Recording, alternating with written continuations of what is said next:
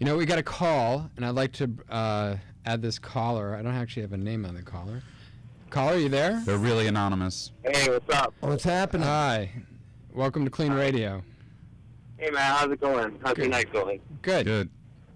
And Good. I'm about to go to Hollywood right now, actually, and party it up. And I don't know, I just stumbled upon your radio station. You guys are talking about drinking. And we're talking about shooting coke, actually, but whatever. yeah, and you know, I started thinking, am I an alcoholic just because I go 4, 5, 6, 7, 8 times a week to go drink? It's a good question. How do you know if you're an alcoholic?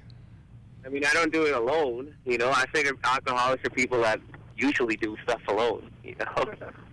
Well, sometimes.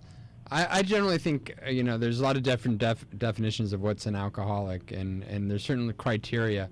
Often it's self-defined, I think, though, at this point, and by a set of consequences. What makes you think that you are? Well, because I drink every night, but I don't drink because I'm depressed or anything. I drink, you know, just because everything's more fun. No, I agree with that. yeah, so do I. For example, I had this really fat girlfriend, and well, there's a thing called ASAM criteria. It's kind of becoming outdated, but if it negatively affects your interpersonal relationship, your work, or your school, your goals in life, if it's negatively affecting those, then you would question, like, maybe this drinking is a problem. But I have a really clear-cut way of telling you're not an alcoholic. Just if you want to stop, say to yourself, I'm going to stop for 1 year. And if you can adhere to that, then you aren't. I think you say like 1 month. No, 1 year. Like 1 year. Let's do it. I think I could do a year, because if women could do 9 let's months. try it. You know? Don't drink tonight, then. Turn around, go home. Well, I'm not driving. Where in Hollywood are you going? I support my friends. You're going to start tomorrow. You know, club soda is fine. You can still meet girls and talk and have fun, not drinking at a bar. Red Bull Club Soda. Yeah. Good combo. He said it could be a problem if it negatively affects any aspects of work or relationships or whatnot, and if anything, it makes all aspects of my life much better. Okay, then another way of measuring it is ask your friends there in the car if they think you are. Right. Hey guys, who's up? There we go. Let's get the survey on in the car. No, guys. Yes. Yes. Okay. If they think you're an alcoholic, ask them why do they think you're an alcoholic. Should they be driving in the car with you? Right. It just so happens you might have some alcoholic drinks with me too. Maybe, I don't know. You know? Well, generally people that are alcoholic have consequences, be it socially or with their health. I mean, you know, you start seeing things happen, and most people get a big wake-up call from something, you know, like a DWI. That's something. Yeah, just do us one favor. If you can drive back tonight. Yeah, don't drive. Or call us up before you leave. I never drive, actually. I actually have my chauffeur drive for me all the time. So. I'm guessing that's one of your friends that doesn't drink. Yeah. And he doesn't drink? Wait, the guy who doesn't drink that's driving? Well, I don't know. He's a pretty big guy. At least he'll get in trouble. Yeah, that used to be my thinking. Oh, that's weird. All right. Well, I don't know if we really quite answered your question there, Rick, but obviously, you know, one of the things I find if people are questioning whether they're an alcoholic, generally they're starting to head toward a pattern of drinking that is alcoholic. Okay. So now, it's something to look out for. Maybe did other things in combination with it. Well, that's actually the most dangerous thing you can do. In fact, most drug overdoses. Yeah, most drug overdoses, 58% in fact, are a combination of drugs, so alcohol and drugs. That's where it gets really dangerous. So, you know, that's something you really want to watch out for. Okay. What kind of other drugs are you doing? Oh, nothing. Nothing, you know. You were just curious. What's the reaction? Yeah. There's something. Where are we going tonight? Where are they going? I'm going to Dre's in Hollywood, actually. Dre's? Dre's? Where's that? What street? The club. No, where? I'm 44. Bob's like 50. We're getting old now. And I'm and I haven't. Oh, I'm like, what? You guys haven't heard of it? What street is it on? Yeah, what street is it on? I don't know. What street is it on? Guys? Is it on Highland? I think it's on Hollywood Boulevard, actually. Oh, perfect. Right near my house. Right. If you get drunk, you go stay with Bob, and he'll decide whether you're an alcoholic or not. We'll figure it out. Watch me tonight. I don't know. I mostly don't remember my nights. So. Well, that's called blacking out, and that's definitely a sign of a problem with alcohol. So, you gotta watch out. All right, guys. Appreciate the call, Rick. Thank you. Have a great night. You know what? I had this premonition that years from now I'm going to be somewhere, and that guy's going to come up to me going, and in the 12-step community and sober goes, I called that. I was the guy in the car. It'll probably be next week. Well, Rick, do drive safe, and if don't be out there drinking and driving. And again, anybody that wants to call and needs any suggestions or advice, feel free to call. We're not trying to get you in anywhere. The number is 877-8830-830. That's 877-8830-830. And we're going to take a break, and when we come back from our break, we actually have a question by email for Bob, so come back and listen.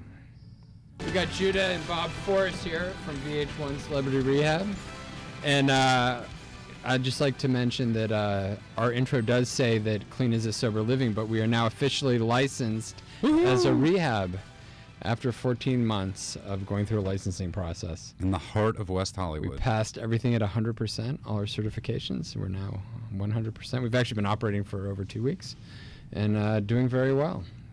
Mazel tov. So we have a question online for Bob. And the question is, do you think what Dr. Drew does on Celebrity Rehab is ethical? And that I can't win answering this question, can I? I don't think the question would be, is the show in general ethical? And let me just tell you the history of the show, and I'm not trying to avoid the question, but there was a period of time about 5 years ago when Lindsay Lohan and Britney Spears were going to rehabs every 2 or 3 weeks and shaving their heads, and all of a sudden I saw this kind of Promises in particular did it, where there was this media, like a tour of the spa-like nature of Promises. Didn't one of them pay too? Didn't Promises pay for one of them to go there? Well, I don't know about that, but the point being that now rehabs were being portrayed as these kind of spa-like places. Right. And I guess Britney Spears had gone to Antigua, to Eric Clapton's in Antigua, to Crossroads, and it was in this media's kind of attention about rehab was that it's this place where these people just go to get out of trouble, and then right in the middle of that guy who called somebody a negative term for homosexual.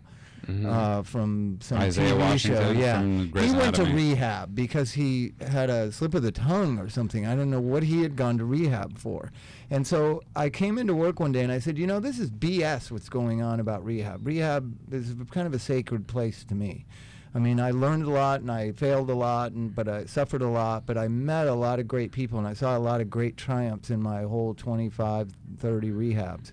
And I respect rehabs and I know what they are. And I knew how they were being portrayed wasn't. And I said, you know what? America is so stupid, Drew, that unless it's on television, they're not going to believe it. So now they think it's a spa, right? So we need to do a TV show. And just here at work, we worked at this place called Los Encinas. We just need to put cameras in here and show what rehab is to America. But you never really filmed at Los Encinas, right? No, they wouldn't let us. But so he had a show on Discovery Health Network, and they were very interested in it.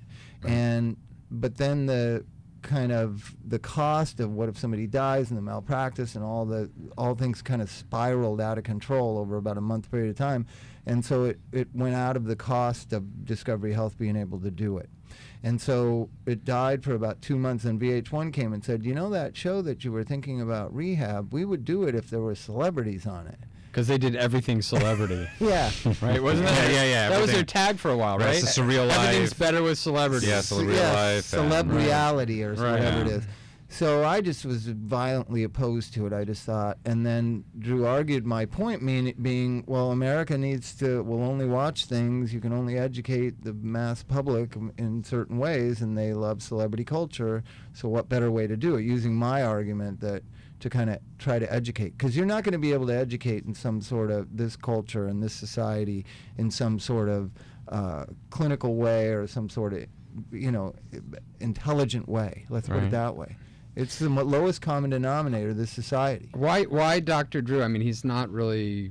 Is he known for addiction? I mean, really? Yeah. Really? Yeah, he's an addictionologist. That's what he is. Okay. What is an? I honestly, I don't know. It's a very few people are actually. Some psychiatrists are. Some GPs are.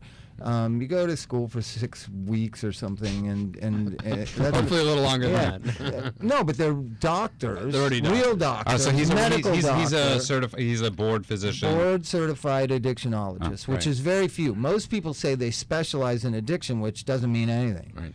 Actually, Klean, we have 2 board certified addictionologists that are internists, and then we have a psychiatrist as well. Yeah, and so they work in affiliation with us. But so what is the education for board certification for addictionology? It's fairly limited, but it's Well, why when I said 6 weeks did you object to that? Because it's a little bit more than 6 weeks. It's like what we found out. What about it? But really smart people studying for 6 weeks is a little more than other people. But anyway, so back on point. So he convinced me, no, like, what's the difference? And so we went forward with it, and like I said, immediately a lot of controversial subjects come up. Practicing, medicine on television, practicing 12-step addiction treatment on television, all these things, and we kind of took each hurdle as it came. And so is it ethical? Is it moral? In this society, I would say that it is, because this is such an unethical society that everything has been turned inside out. Just in the last 10, 15, 20 years. Haven't you thought that? Yeah. Do you believe it's where we live more? I mean, my thing with celebrity rehab is I don't really see it as really representative of a drug treatment center. It's representative of what we experienced at Los Encinas, which was very kind of tolerant, it really is like how Los Encinas is. I mean, how difficult is it to do any kind of treatment when you have cameras all around you? I would think that would be very difficult. Yeah, well, the detox isn't, because they can't fake through a detox. Right. But once everybody's feeling good, it just all chaos breaks loose, more so than in regular treatment, but not much more so. So you think someone that would be going to treatment should expect something similar to what they see on Celebrity Rehab? It depends on what rehab you go to. The tolerant rehabs are going to take all comers and never kick anybody out, which is what we were at Los Encinas, right? But I'm not big on kicking people out of rehab, which you've known me now. I just not. Right. I think that there should be individual treatment plans, and the other patients who have problems with that individual's treatment plan, well, then they need to be addressed by their team. But this idea, I just don't like that idea of the mob mentality. We want him out of here because he used, or we want them out of, what I mean? That's what happens in treatment centers. I've seen it. Right. I've been it. I've been the one they wanted out because I was arguing with the staff and I smuggled drugs in when my girlfriend visited or whatever, and they want you out and they kick you out, right? I just imagine if they have uncooperative cancer patients, they don't kick them out of chemotherapy. Correct. That's my model for it.